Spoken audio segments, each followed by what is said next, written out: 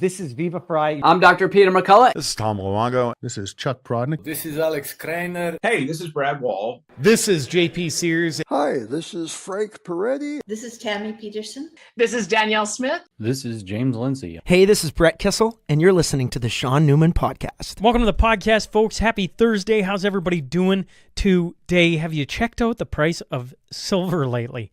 $81.78. That's where it sits at as I record. A year ago, $43.66. I'm just saying, if you haven't checked out Silver Gold Bull and maybe talked to Graham, I'd never think it's too late. I don't think so.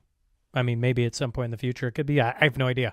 But I would be giving Graham a call and seeing what they have for silver or any other questions you may have around buying, selling, storing, or using your retirement accounts to invest in precious metals. Might just be a good call to make. Gold sitting at $58.75 a year ago, $37.19. There's your check off the old charts. silvergoldbull.ca.com. Any purchases you make sure to reference the Sean Newman Podcast. Guardian Plumbing and Heating. It is cold outside, and these guys have been keeping homes, farms, and businesses running smoothly since 2010. And there's never a better time than right now to think about that. You're like, man, if things go south here, it is going to suck because it is chilly outside. And when it comes to one of the things that sets Guardian apart, no matter what day it is, they're trying to make life easier for you, their customer. They've got technicians on shift from 8 a.m. to 8 p.m. every single day, including the weekends, and they don't charge you anything extra for evening or weekend service. That means you can get the help you need on your schedule without worrying about surprise costs. Whether it's expert service, cutting-edge power solutions, or advice you can trust, Guardian Plumbing and Heating has your back. Head to guardianplumbing.ca for more. Ignite Distribution is a high-service supply company in Wainwright, Alberta, specializing in automotive parts and a wide range of additional products, including safety equipment, welding supplies, fasteners, and janitorial items. Operating as a Napa Auto Parts retailer, Ignite Distribution emphasizes exceptional customer service and inventory management solutions to reduce downtime and purchasing costs for businesses and individuals. You can reach out to them at 780-842-3433. That's going to get you Shane Stafford and his team. Tell them I sent you. If you're looking for a new read or an audiobook to get into, the new dystopian adventure series from author, podcaster, fellow Albertan, and podcast guest, I might add, Drew Weatherhead, is now out. Fractures in Love is the first installment in a 4-book series that takes a reader on an action-packed ride in a mysterious world defined by battle between chaos and order, between passion versus control, ending in an all-out showdown with the existence of an entire people up for wagers.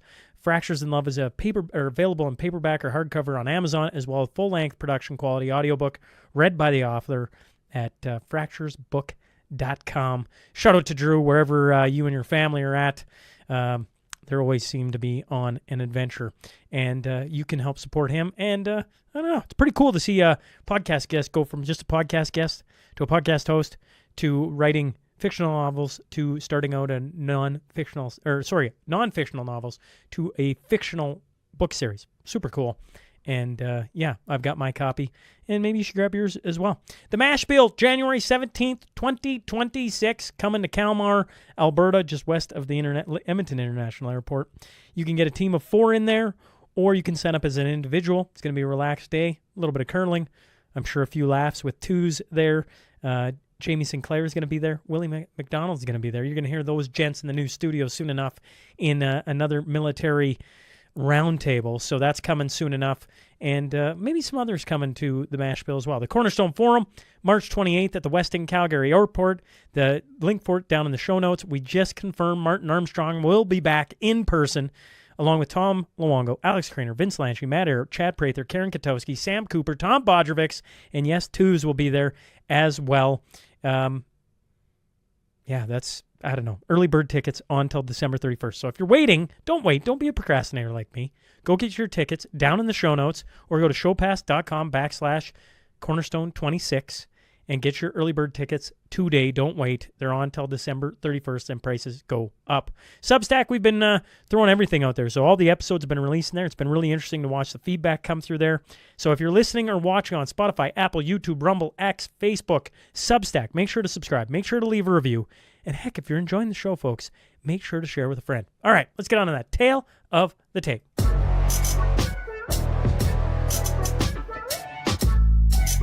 Today's guest is a Scottish archaeologist, historian, author, broadcaster, and now podcaster. I'm talking about Neil Oliver. So buckle up. Here we go.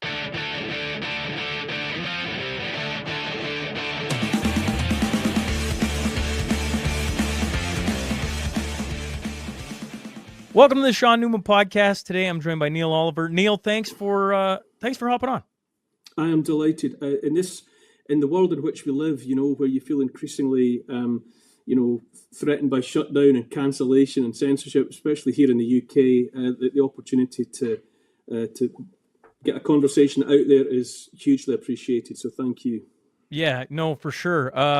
I know, I was just saying to you before we started, in the middle of COVID, I ran into this guy named Neil Oliver, and I was like, "Oh my goodness, this guy has it on the mark." But for those of you, for those of the audience maybe who don't know who you are, maybe we could just start there, a little bit of your background, and then we'll get into some of the things that are more current.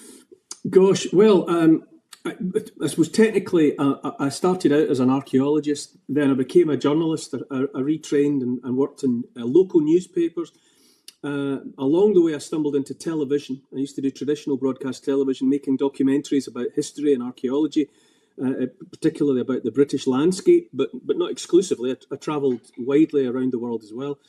And then with the advent of the COVID scam and debacle, I felt it was unavoidable or irresistible to say something. I thought this is, after a few weeks of them talking about flattening the curve, saving the NHS, all of the rest of it. I thought, this can't go on, and I'm going to talk about it. And I did. And I found myself very quickly in stormy waters.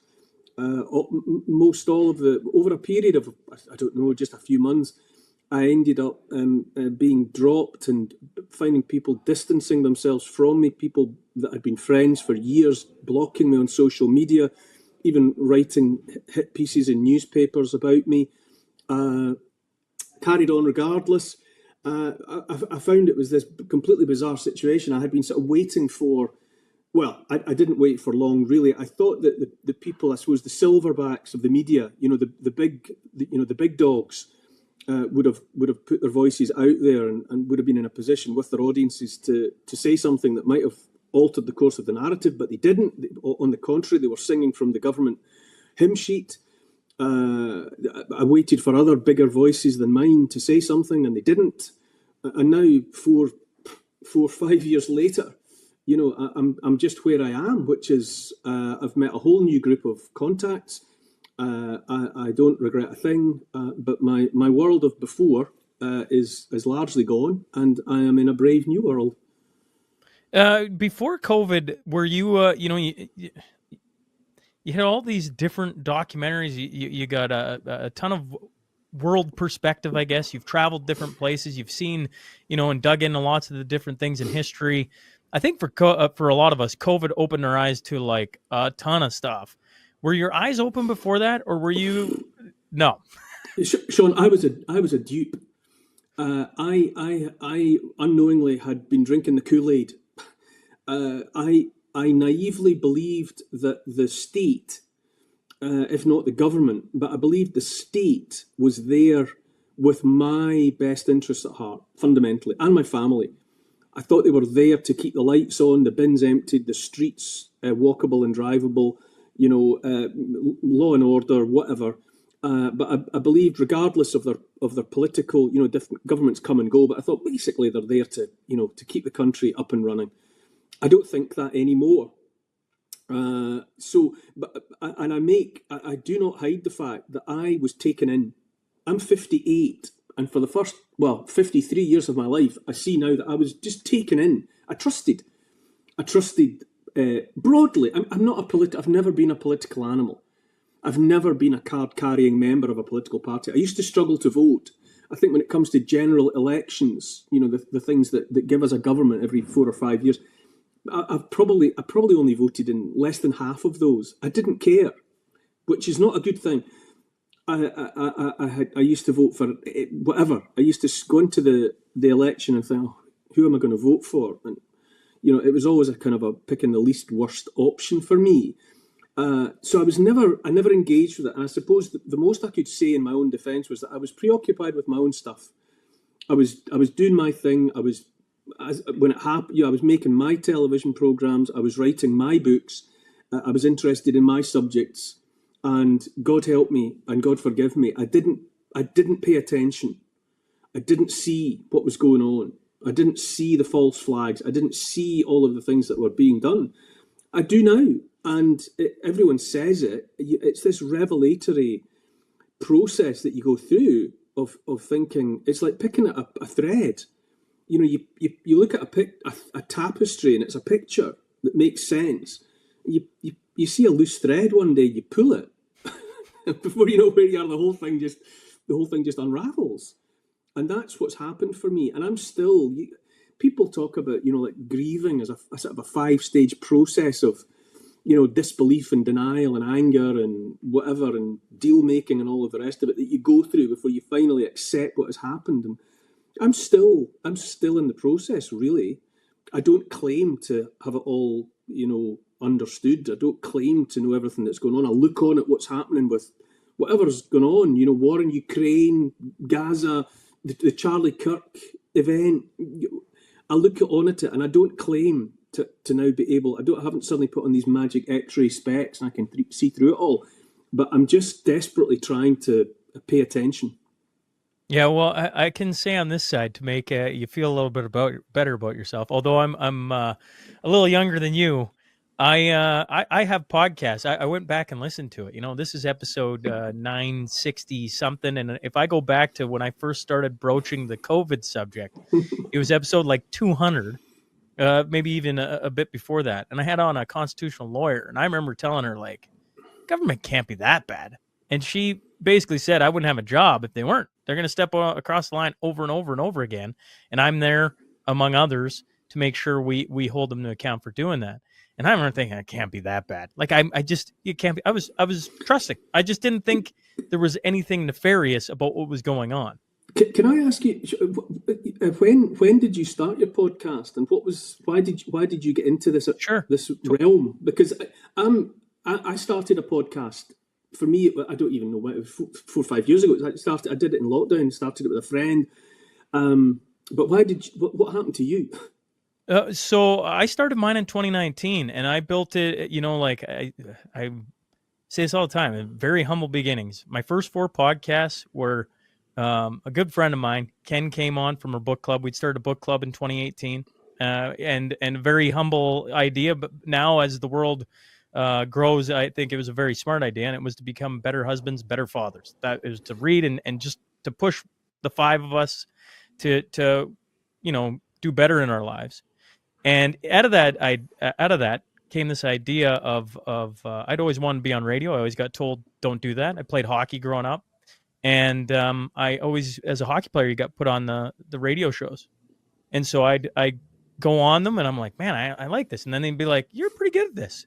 And so then when I came back from playing hockey all over the place, I tried broaching it, and everyone said, don't do it. So I didn't. I went in the oil field, started working a good job. I got the oil and gas industry back here in Alberta is phenomenal. And it just left this, I don't know, is this all life is? I'm just going to go out. And so in 2019, I started a podcast, and the first 4 guests were one of the guys from the book club, who's still irritated to this day that I recorded it and put it out because he thought we were just sitting down to test mics. And then the second one, my guest backed out on me. It was my father stepped in, and I always say, dads always answer the call. I called him and said, my guest backed out. Would you come on? The third one, I got told you could never have anyone. My sound guy said, you can't just interview anyone. I said, I'll interview whoever the hell I want. And I put him on. And the fourth was my 3 older brothers, and we argued about sports. And so, over the course of the first 100 episodes, it just slowly progressed. I made a ton of mistakes, and I, I assume, but forgive me, Neil, if you don't know who Don Cherry is, but Don Cherry came on, and that's like a cultural icon here. And that was a huge moment of like, holy crap. But at that point, we're into 2020, and I'm sitting there going, somebody's going to talk about this. Like, somebody's going to talk about this. We're meeting in community halls and everything. And I'm sitting there, and we're starting to bring in different doctors and lawyers to talk to us about what's going on. And I finally made the choice. I'm like, I have a podcast. I could just start talking to these people. And after about the fourth or fifth doctor I had on, he yelled at me for a while and told me I couldn't two-step this issue. And I said, all right, I'm not going to talk any more sports until we're out of COVID. I didn't know what I was agreeing to. And that sent me on, now we're 700 and some episodes since then. And I just haven't looked back. And so I don't know, it's been a PhD in pulling on the thread, as you say. You pull on it, and then you're like, what is it? No, stop it, just stop. And there's moments where I'm like, can I just put the thread back in? But you can just see it everywhere. And COVID, here in Canada, got to insane levels. And then, with the podcast, I went to Ottawa for the Freedom Convoy, got to ride in part of the Freedom Convoy. And it's just a moment in time I will never forget. Canada broke my heart.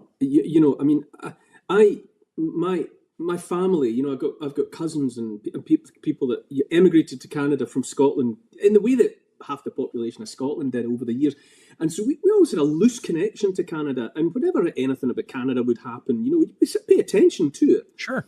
And for me, growing up, all my life, Canada was this free, liberal, in the traditional sense of the word, what we all used to mean by liberal, wide open spaces, opportunity, community.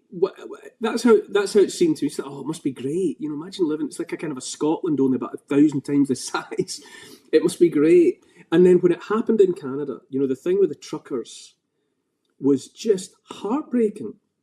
And then obviously I'm preaching to the choir. The insanity that then ensued. I've been a fairly regular correspondent for David Craden. And we've chewed the fat about what's been happening, and it breaks my heart. Well, I tell you what, the truckers going there was, I think, for a lot of Canadians, the first time they were in our lifetime. I mean, if you go back to older generations, there's different times where they're proud of a flag. But it's probably the first time I've seen so many Canadian flags have been proud of it. Like other than, and I always say this, other than when we're at the Olympics and the hockey team wins, right? Like that's every 4 years. Which is kind of traditional. Yep. They come, they win, Crosby scores a goal or whoever, McDavid, and everybody waves their Canadian flag and they're super pumped. And then we wait 4 years to be proud of it again. And in that moment, I think the Canadian flag, well, I'm looking at it right now, right? Like the Canadian flag just meant, it really brought people together. And, it was just this beautiful moment. And it really exposed the narrative for what it was, right? Because they demonized everything. All insurrectionists and Nazis and all the words they could throw. And it was something here in Canada. And it really exposed what was happening to our country. Yeah, the thing I think that's almost existential, really. I mean, the same thing's not the same thing, but Britain is dissolving in front of me, like an aspirin dropped into a glass of water, and it's almost gone. Except, the events in Canada revealed who the Canadians still are.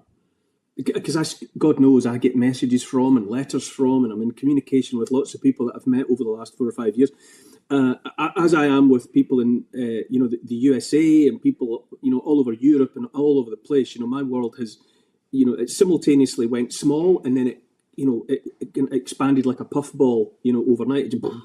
Suddenly I was speaking to people all over the place, and you think Canada, Mark Carney and all of the rest of it, in a certain way, it's gone.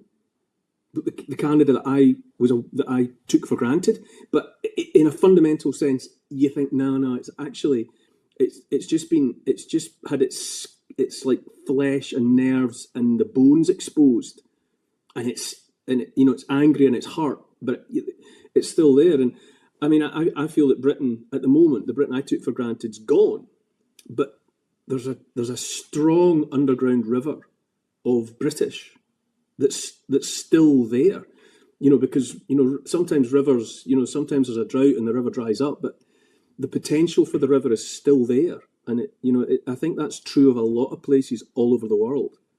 Well, the people are still there. I wanted to ask you about Britain because, like, in the last couple weeks, maybe it's even less than that, Like I just literally this morning as I woke up, I had a news story text me of the guy arrested for shooting guns in the U.S., posting it on LinkedIn, coming back to Britain and getting arrested for that. And I'm like, this is wild. And then Tucker Carlson had Pierre on, Morgan, and I listened to him. I thought it was it's just like a ridiculous. Piers. Yeah, sorry. Thank you. Yes. Well, it's almost a ridiculous chat, because Tucker's trying to get him to say the word, and normally I wouldn't say the word, but he's trying to get him to say the word faggot, and he won't say it. And he's like, "Why won't you say it? You worried about getting arrested?" He's like, "No, we're not that bad. Look at how beautiful it is." And then you read the stories, you're like, I think there's more to this story, and I was curious your thoughts. You go from the micro to the macro. Yeah, there's more stories like that. You're talking about the guy with having the temerity to have his photograph taken with a shotgun or whatever it was on his shoulder, and posting about it on social media. There are countless. I mean, there's people being arrested and jailed every week, every month in Britain for stuff they're putting up on social media, and they are from time to time having longer sentences, harder sentences handed down to them for things they've posted on Facebook, for example, than people who've taken part in the gang rape of children. It's absolutely bizarre, surreal beyond belief. And so it's not just... It's difficult to maintain the necessary and appropriate anger about every single one, because it's time after time after time after time this is happening. It's just become... it's dangerously close to getting normalised, that people just take for granted that your neighbour might get cuffed and put in the back of a police car and taken away because of something that they've put up on social media. I've crossed the Rubicon now. I now I think and say that Britain is an occupied country, and the occupying force is the government, and the government is not operating on behalf of the British people. It's operating determinedly against the British people. We've just had a budget. The Chancellor of the Exchequer just stood up on her hind legs in Parliament and read out the budget, where she's continuing with what is clearly a dedicated programme of impoverishing people, of seeking to, whatever people have left, they're coming after that as well, because the objective is to create an impoverished, dependent, fat, unhealthy, demoralised population that sooner or later will just accept. They think digital ID, central bank digital currencies, total surveillance, universal basic income. That is what they're working towards. There's something like if it's a household on minimum wage, which is the reality for millions of people, you are £18,000 British pounds a year worse off than a family on welfare with 3 kids signing up to the available benefits. A family would have to be on £71,000 a year to be on par with an unemployed family on taking the full portion of benefits that you can sign up to in Britain. So they're dedicatedly making it pointless to be aspirational, pointless to work, below a certain level, which is the level that's the reality for a huge chunk of the population. And the censorship, we've got a trial that's shortly to be underway using puberty blocking drugs on kids as young as 10, because of the trans agenda.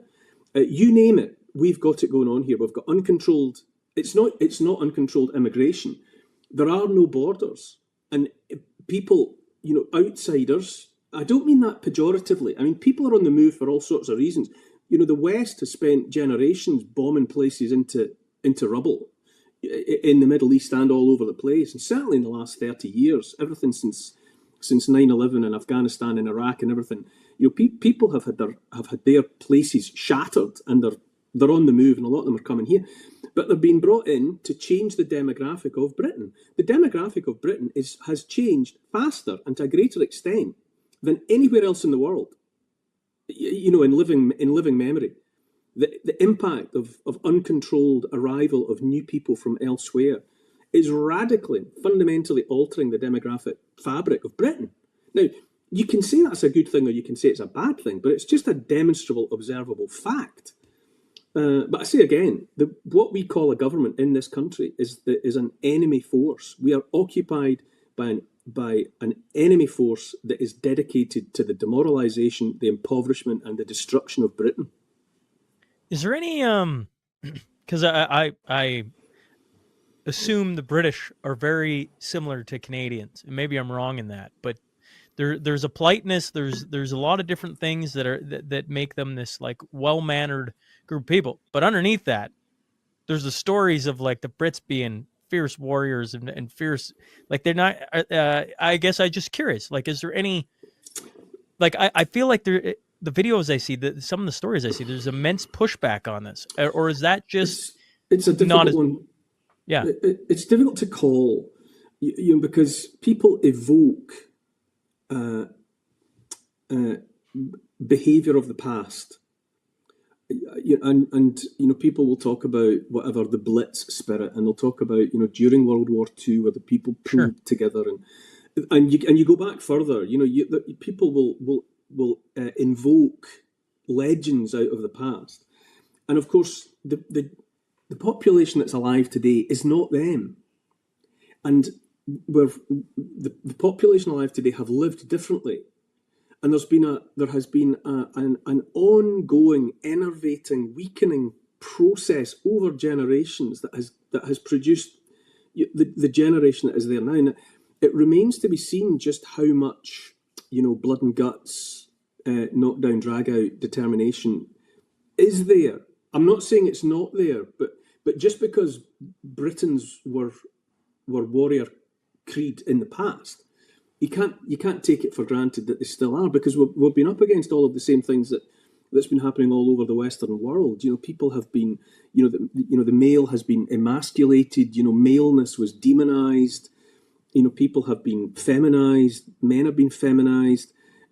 All sorts of efforts have been made to undermine the nuclear family, to undermine community, to persuade the generations coming up that British history is shameful, that we were a colonialist, imperialist entity that did nothing but harm around the world. You've got 2 or 3 generations that have come up through the so-called education system being brainwashed with that. It's very difficult to call exactly at what point, if or when people will say enough. And I'm not saying the potential is not there. I mean, another thing that's crucial that's happened here, or that is happening now, is jury trial is basically going away.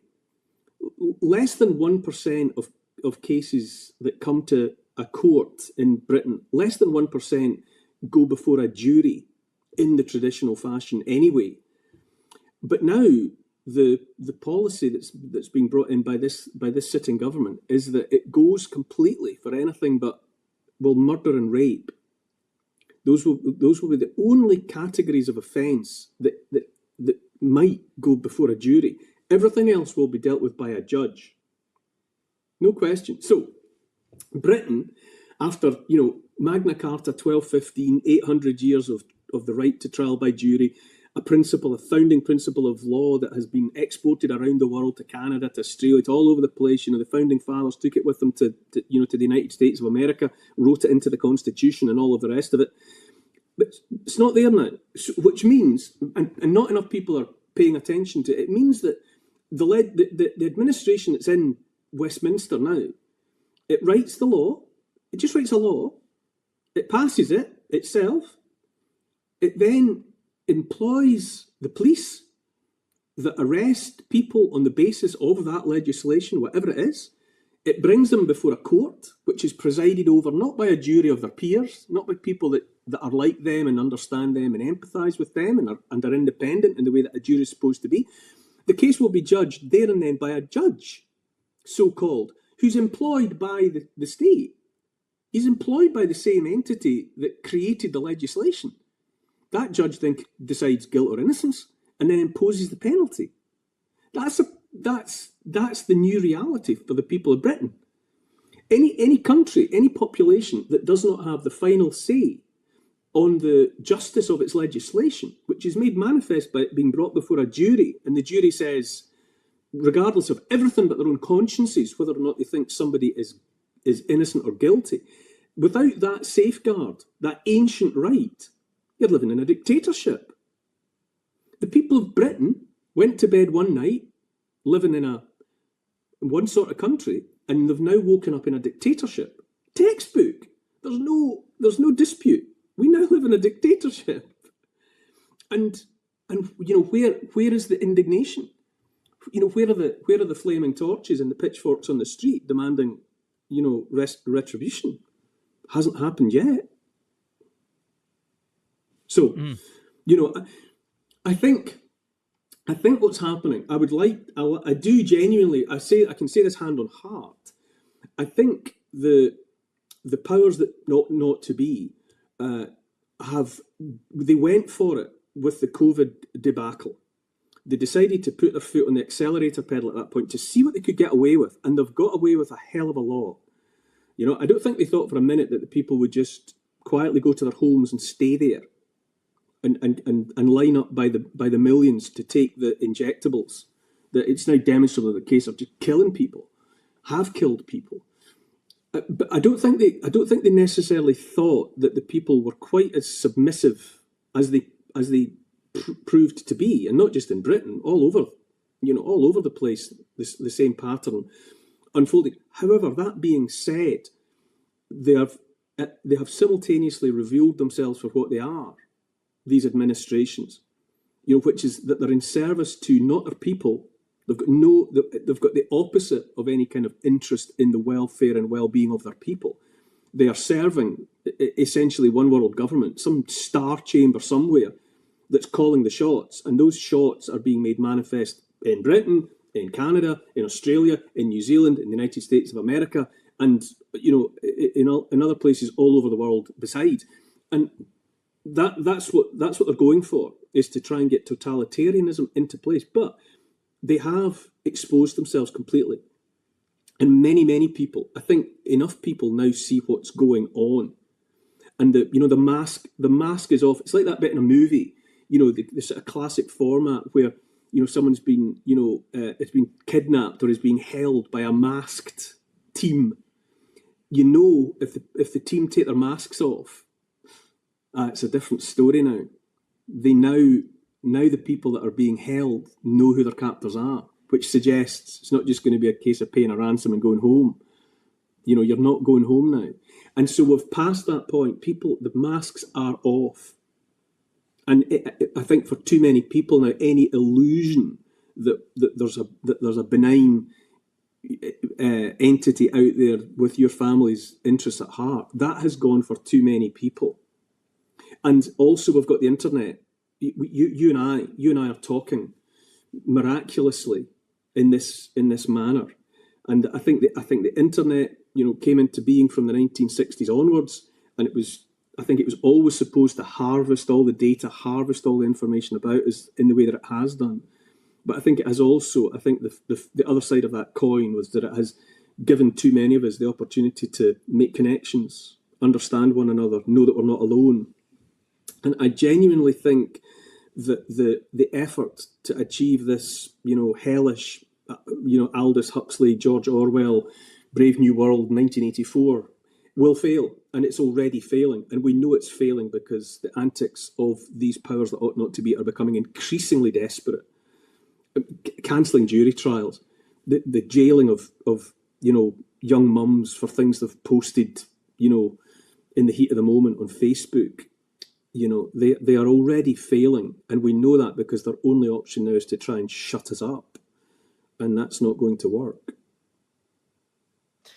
I've had this discussion before about we're not the people of the past, right?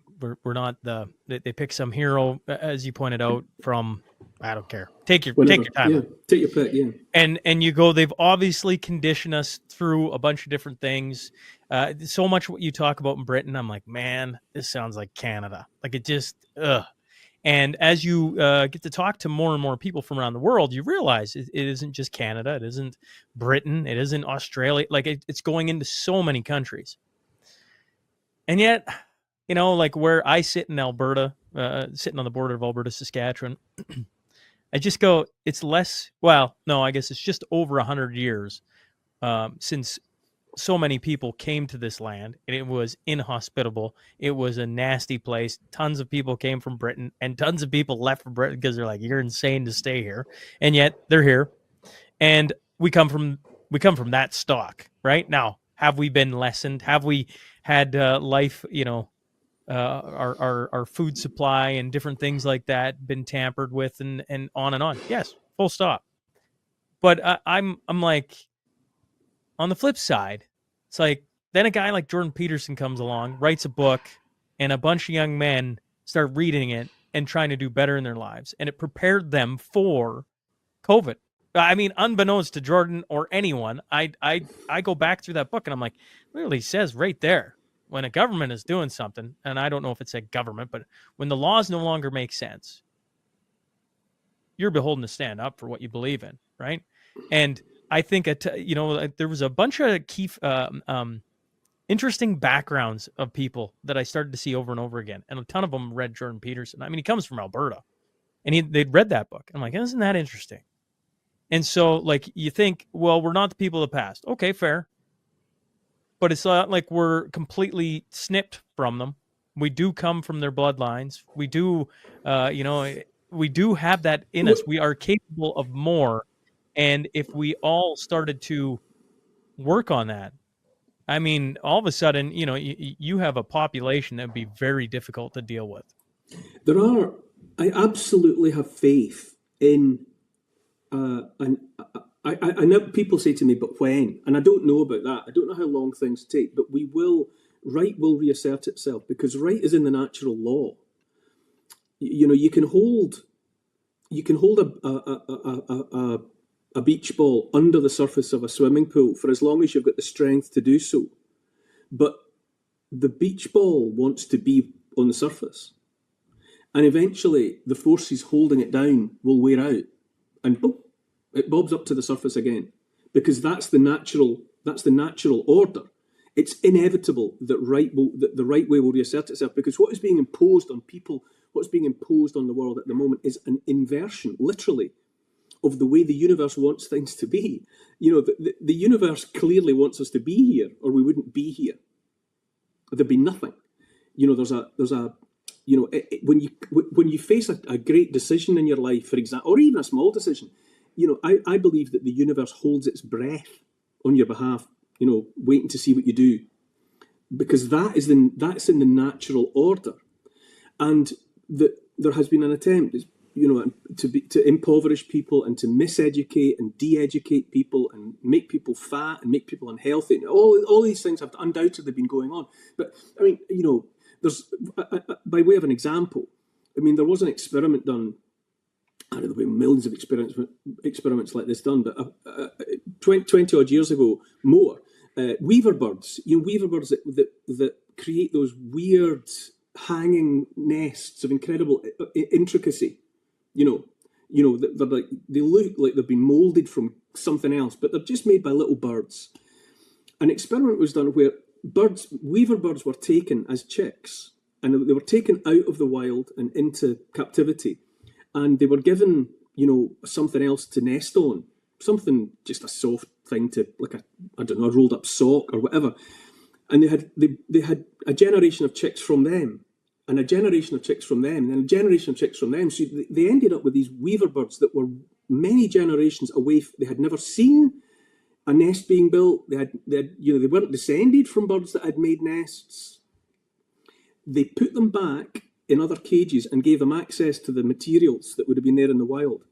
And all of those chicks made perfect weaver bird nests. Because there's genetic memory. Yeah. People, and that's weaver birds. It's got a brain the size of your thumbnail or less. You know what I mean? What genetic memory is in you that you have that's there in you because of the people that you come from? Your tooth enamel is made of the water that you drank and the food that you ate as a child and the place. I mean, if you've grown up in Alberta, your tooth enamel is Albertan, because that is how it works. And we are made to be free. Genetically, we are hunting, gathering, exploratory creatures. Not all, but it's there, and it's hardwired into the DNA. And like those weaver birds, many generations removed from their own reality, their own proper reality, they still had it in them, and it's still there. And it will. People write to me and contact me all the time, and they say, "But what's going to happen?" Well, I don't know how long it's going to take, but everything will right itself. And I think to some extent we can already see the signs of it. And it's there in the obvious malevolence of what's being done now. That's desperation. You're not looking on at anything that in essence is right. You're looking on at something that's wrong. And everyone knows right and wrong. You can ignore it. You can live a criminal life if you want, but everyone knows the difference between right and wrong. You feel it. You've got a physiological response to what's right. And so it will correct itself. And the parasitic, psychopathic, entity that we're up against will fail. All I can say is hell yeah. That's some positive stuff right there. The Weaver Bird story is exactly what I think that's exactly, I think you do a great comparison of what I'm trying to spit out of my own mouth, Neil. That is what set you apart from a lot of people, I think, in COVID that I watched. You have a way with words that is enjoyable. Now, you mentioned a kidnapping story. And when they take their masks off, you realize, oh God, well, now I know who they are, and I'm not going home. You think we're at that part in the story? Yeah, you might say. I mean, it's torturing the analogy a bit. I think what I really meant was, like me, I spent most of my life thinking, oh well, they're all right, really. They're whatever, they're Tories or they're Labour or they're this or they're that. But when it comes down to it, they've got my best interests at heart. But when I say the mask came off, for me it was realising, oh no, they don't. I'm actually in the way. Me and mine, we're in the way of an entity, of an ideology that wants to get to somewhere else, and I'm in its path, as most of us are. That in the mask. So you think, oh right, because what they're trading on was a massive bank account of goodwill. British people, you love your own traditions and all of the rest of it. But people in Britain look back at the Second World War and the sacrifice and universal suffrage and getting the vote and improvements to people's life and well-being. People, yes, the entities they're out there to help us get up and get on. But it doesn't take. I mean, the story, the thing about it takes. It could take 600 years to build a cathedral. It takes about 10 minutes to knock one down.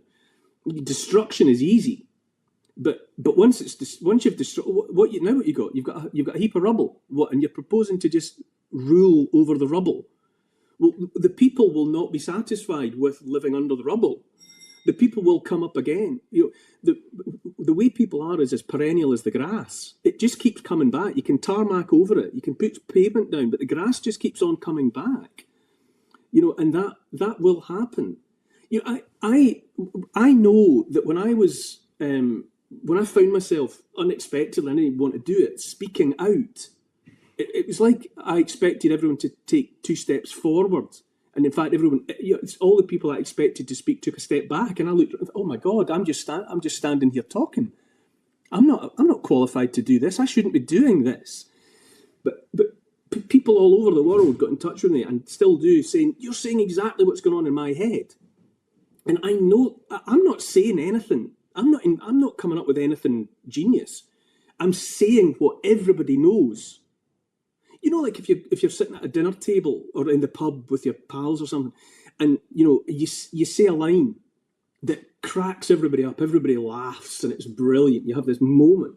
If you think about it, you didn't. In 99% of cases, you didn't think of the line. It was just there. It was in your mouth, poof, and you said it, and everyone laughed. And people laugh because what you said was true. Laughter is a physiological response to somebody hitting the nail right on the head. And someone hits the nail right on the head in the moment, and the whole place just goes, oh yeah, thanks for reminding me what's true. That's what's funny with a Billy Connolly or a whatever. It's the truth. You didn't make it up. It's just the truth. And I took a great deal of comfort from hearing from people saying, see what you're saying, it's going on in my head. And I thought, yeah, because we all know this stuff. I'm far from a comedian, and yet I had a moment. What you're talking these different stories of in the pub and saying the funny line. I assume we can all remember when Bud Light had Dylan Mulvaney on a can. And here in Alberta, Saskatchewan, it's funny. In Saskatchewan, there's a Pilsner. It's a green can, and all the other provinces pretty much make fun of Saskatchewan folk for drinking it. But I grew up with it, so I was having a Pilsner in Alberta at a small town Alberta golf tournament, and I was the guy they brought in to host it. And I've been getting teased all day long. But what was funny was I got up on stage, Neil, and once again, I'm no comedian, so I just wanted to comment on it. And I just brought up the fact everybody's been teasing me about drinking Pilsner, and I had one in my hand on stage, and they were all laughing a little bit. I said, but I've searched everywhere in this world for someone to be brave enough to be drinking a Bud Light, and I had to come to Irma, Alberta. And I don't even remember if that's how the line went. I didn't have to say Dylan Mulvaney. I didn't have to say anything. And I had people falling out of their chairs laughing. And I was like, what? I don't. And that's what you're talking about, is hitting the nail on the head in the moment. Yeah. And everyone knows, you can come at it from a million different directions. I'm not a religious person. I don't, but I have faith, and I'm very interested in religion. Because I see it. Not organised religion. I can't be doing with that. But I believe in a manifestation of what's right. I believe in the truth. And I think various people in different places at different times have had the temerity to speak the truth on their own, maybe. With no one behind them, with no safety net. They just spoke the truth. And time again, that person ends up nailed to a tree, one way or another. That's what happens. That's what happens when you speak the truth. And I think I'm raised in a Christian tradition, although I'm not religious. But if you look at John, the Gospel, New Testament, and the light shines in the darkness, and the darkness comprehended it not. That's a very important line, because the light is the truth, and the truth like just appears in the dark. One light. And the darkness does not want the light. The darkness doesn't get light. It's the dark. It's absence. It's nothing. We're dealing with a manifestation of that which wants there to be nothing. Less than nothing. An absence. Right? And any time the light is there, it's a big problem for the dark. I'm not being preachy here. I'm not meaning this. No, you're not. I don't think you're being preachy at all. But the truth is the antithesis of what we're up against. But it's inevitable. Day follows night. It must come. Spring must follow winter. There's nothing they can do about it. To some extent, they've got some sort of control over the time scale, but the spring will come because it must. I was reading one of the chapters in John this morning, and forgive me for not knowing the chapters, folks, but regardless, the one I read a day ago was Lazarus being brought back from the dead, and the Pharisees are talking about how they need to get rid of Jesus because they're starting to follow him, right? And I'm going, what a wild thing to be just so evident right in front of your eyes. Miraculous. You bring a guy back from the dead, and you're focused on killing the guy who did it because you're worried about what? Power, control. So then the next one I read today is like, I just can't even begin to imagine this. You got Jesus sitting at the table. You got Lazarus sitting there leaning back. You got Mary washing his feet with the perfume, and you're like, this is amazing, right? And then it interjects that the Pharisees are trying to find a way to kill Jesus and find him and kill Lazarus too, because him just being there is proof. And we can't have that because that is turning more people towards Jesus than what we're doing. I'm like, It's been here for, and the light, the dark has been here for forever. And you have and you have it so evident in the Bible and in the story in the book of John. People think these, it's like that's in the past, or that doesn't happen anymore. That's then, that's 2,000 years ago in that part of the world, whatever. What people fail to see is that it's a way of, these stories last. We're still telling each other these stories 2,000 years later because if you want, subtract the individuals and the setting, but the sequence of events is the same. It's about someone telling the truth, and it flying in the face of the powerful, because the powerful are subverting the truth to get what they want, which is more of everything for themselves, including control.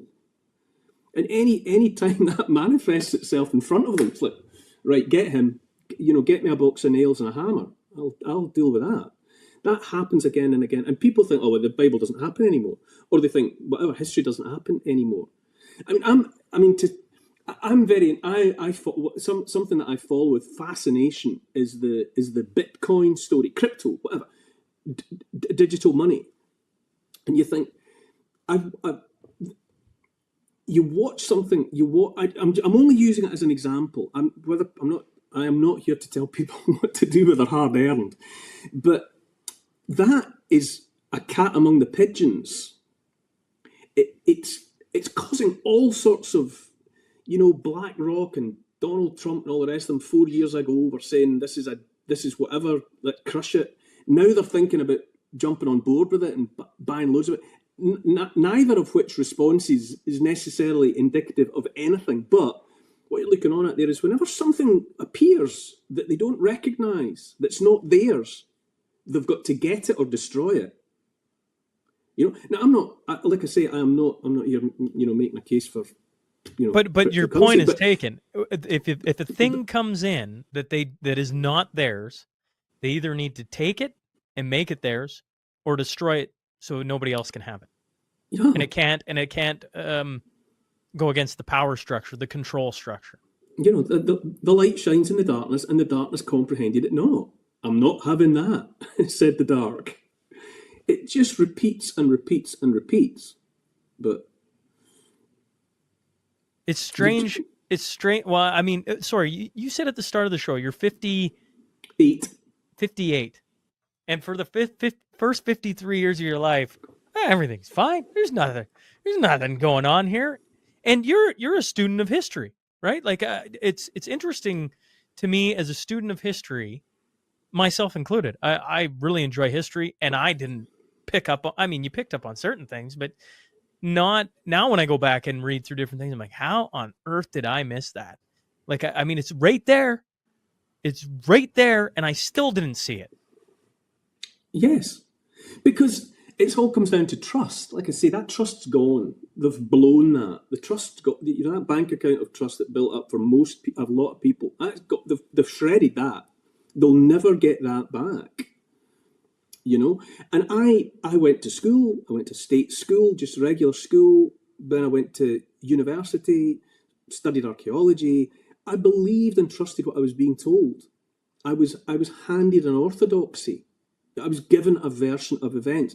And at the time, I went to university at 17, came out when I was 21, didn't see any reason to distrust my lecturers and the version of events that I was given.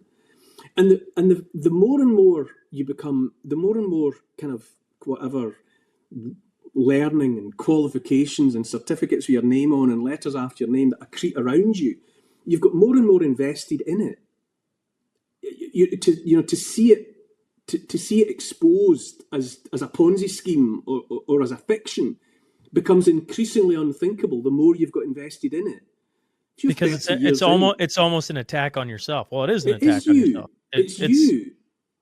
And so I was never fervent about any of it. I was just distracted. And of course, we're supposed to be distracted. I've written about, I've always been absolutely fascinated by the Great War, the First World War. And I was never This is the truth. I was never particularly interested in the tactics. I never really was particularly moved at the kind of, genetic level by any of that. What got me was the scale. It was all the numbers were in the tens and hundreds of millions of people that got swept up into it, and I couldn't believe it. I used to look on it and think, how on earth was that made to happen? How did a people, an Edwardian people, horse-drawn world, crinolines for the women, tweed for the men, hobnail boots, and off they go into that meat grinder, into that charnel house. I thought, and they kept it going for 4 years, just pushing more and more teenagers through it. Pink mist coming out the other side. I used to, I don't ask that question anymore. I think, oh yeah, because I watched a generation, several generations, walk through COVID. Now, I'm not saying this. It's not. I'm not comparing like with like, but I watched millions of people around the world be swept up, just walk through it and lose their health, lose their livelihoods, lose their families because they fell out. All sorts of. I watched society fall apart, and I thought, oh yeah, it can be done. It can be done. I mean, Canada. I mean, it used to break my heart. My dad when I was a wee boy. My dad took me a few times to the battlefields of France, and we would spend time together. Really, was the point of it. But we would go and visit those terrible cemeteries and whatever. And went to Beaumont Hamel. Where the Newfoundlanders, came to terrible grief. And you talked about, it's so recent. Canada is so recent. It's so bound up with flesh of my flesh, blood of my blood. It's Scots that went out, Newfoundland, all the rest of it, and they raised about 1,500 men, something like that, as a regiment, and they came across, and in the course of one battle, 800 or 900 of them were killed. And that regiment was gone. They just had to send the survivors out into, parcel them off into other regiments, And I used to think about that and think that for those families back home, the hole that was torn, 1,500 men. That was huge. It was a tiny population back out there, and I think about the hole that was torn in the fabric of that community, of those communities. And, Skye, the Isle of Skye here, I made a television documentary a few years ago about a band of, Skye men, a few, that went off from Portree, the main town on Skye, and they went off to the First World War. And they got destroyed at a single battle, Festubert. And 10 telegrams came back to Portree on the same day, in a population of fewer than 900 people, saying that 10 men were dead on the same day. And you think about the impact of that. You think what that did. And you can, a broken heart keeps beating, but it's broken. And you think about that. And that was done that they did that to people. And now when I look back at the Great War, I realise that the Great War didn't have to happen. It was done. The banks needed rescuing. I'm laughing, but it's not funny. Obviously, there was global financial collapse coming, and the Federal Reserve was started in 1913, and then in 1914 they got the war to end all wars, and by the end of it, the banks were all powerful. I wonder how that happened. And in the meantime, 100 million men and boys were turned into pink mist, and I'll never. And so, I look back at my life of reading books and thinking I knew what was going on, and I'm more than happy to admit that I didn't have a clue. I used to call myself clever. I thought I was quite clever, not Stephen Hawking clever, but I thought I was, not Elon Musk clever, but I thought I was doing all right. I thought I was probably in the upper half of the class. But now all I realise is that for the first 53 years of my life, I just didn't have a clue. And well, you live and you learn. You live and you learn. Neil, thanks for hopping on and doing this. Oh, it's a pleasure.